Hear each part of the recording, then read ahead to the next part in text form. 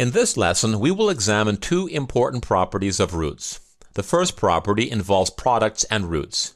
This property says that the product of two or more roots is equal to the root of the product of the numbers inside the roots. Now, an important point here is that in order to combine roots like this, the roots must be the same. For example, here we are multiplying the cube root of 32 and the cube root of 2. Since both roots here are cube roots, we can apply the above property.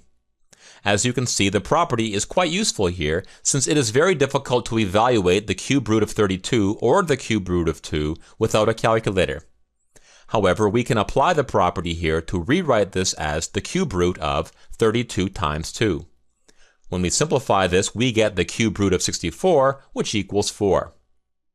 Here's another example. Each individual root here is very hard to calculate without a calculator. However, since the roots here are all the same, we can rewrite this as the fourth root of 25 times 4 times 100, which is equal to the fourth root of 10,000, which is equal to 10.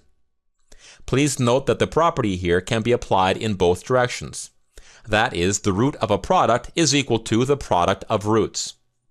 For example, one way to evaluate this expression is to first multiply 64 by 49 and then attempt to find the square root of a very large number.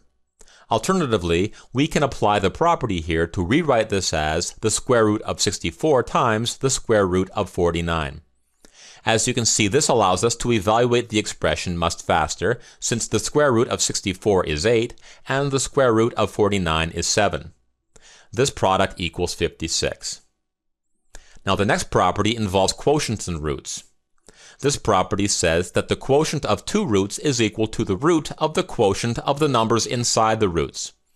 For example, here we are dividing the cube root of 54 by the cube root of 2.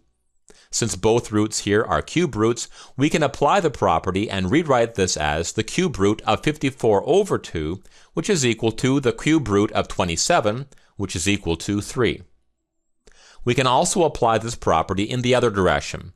That is, the root of a quotient is equal to the quotient of roots. For example, we can take the square root of 81 divided by 25 and rewrite it as the square root of 81 divided by the square root of 25. The square root of 81 equals 9 and the square root of 25 equals 5. So our root evaluates to be 9/5. Okay, let's summarize. In this lesson, we learned two important properties of roots.